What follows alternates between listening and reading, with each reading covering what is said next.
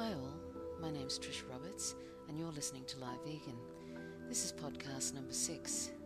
I would like to read an excerpt from an essay by Dan Cadet, who is the author of Unpopular Vegan Essays. If you have not already visited Dan's site, please check it out at unpopularveganessays.blogspot.com. This excerpt is about one of the two main barriers to vegan education, welfarism. The motivation for welfarism is rooted in a strong sense of urgency and desire to see immediate results, or a, quote, quick fix, end quote. But both ignore the fact that the problem, which is the cultural prejudice of speciesism, held by 99% of society, is not only immune to such quick fix solutions, but is aided by such attempts acting as a barrier to non-violent vegan education.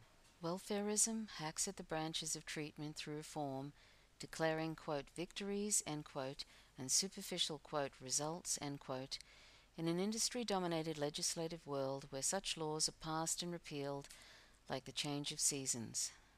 Further, welfarism reinforces the legal structure and regulated property rights paradigm that animal exploitation is founded upon.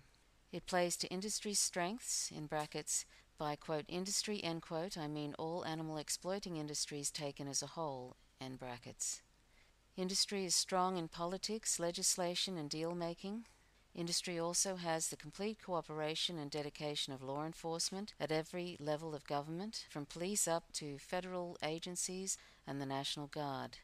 Welfarism takes on industry and politics, legislation, and deal-making, wasting millions of dollars and thousands of hours in ridiculously futile efforts to regulate a holocaust of billions of innocent victims annually, reinforcing the system it attempts to regulate. Welfarism ignores industry's weakness.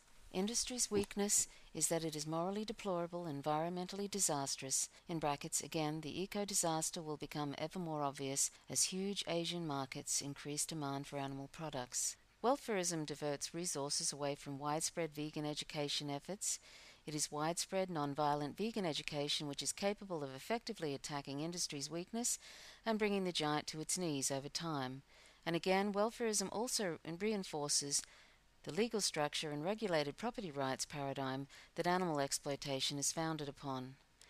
Welfarism focuses on supply rather than demand.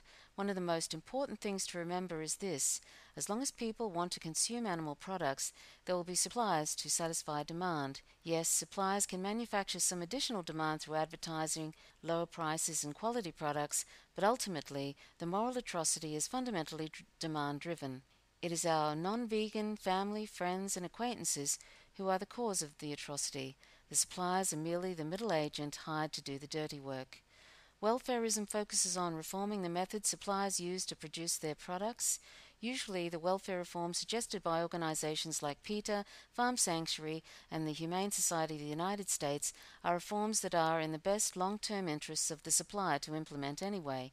But even in the very unusual cases where industry is uniformly opposed to reforms, or the reforms are not in industry's best interests, in brackets, and even more unusual cases where such reforms are actually implemented and enforced, end brackets, industry is very resilient and can move to an easier jurisdiction or find other ways of getting around such reforms. Focusing on suppliers, as welfarism does, is hacking at the branches.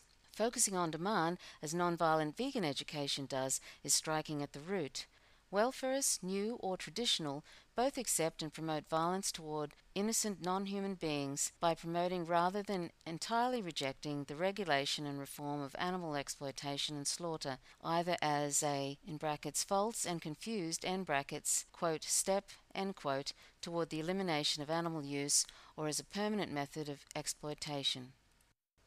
Abolitionists entirely reject the violence of all welfare reform, regardless of whether welfare reform is, in brackets, falsely, end brackets, perceived as, quote, step, end quote, towards something else, or as a permanent method of exploitation.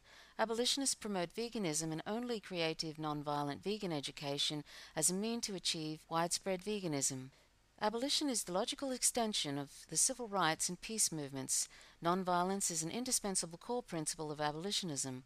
Creative non-violent vegan education is pro-social. Veganism is pro-social, moderate, and peaceful. First, do no harm, go vegan, and encourage others to go vegan. Welfarism is both harmful and counterproductive. Avoid it. I also wish to add a short essay again by Dan Cadey called The Classical Circular Farce of Welfarism. The (vast majority of donors to PETA, Humane Society of the United States, and similar groups are not vegans. They are the same people who literally create the problems that these big welfarist groups feebly attempt to ameliorate. So the donors create the problem through the extreme speciesism of consuming animal products, which leads to the breeding, confining, torturing, and intentional killing of the innocent.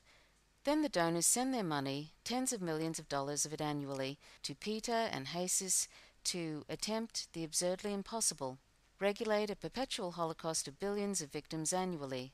These big groups are beholden to the very donors who are creating the problem that needs to be fixed.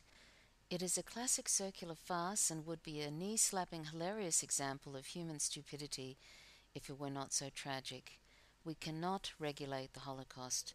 We need to stop it by going vegan and encouraging others to do the same. Thank you for listening. Come visit us on LiveVegan on Facebook for all things abolitionist vegan. For more information on the abolitionist approach by Professor Gary L. Francione, go to abolitionistapproach.com. If you're not vegan, go vegan. It's easy, it's better for you, for the planet, and most importantly, it's the morally right thing to do. Till next time, bye for now.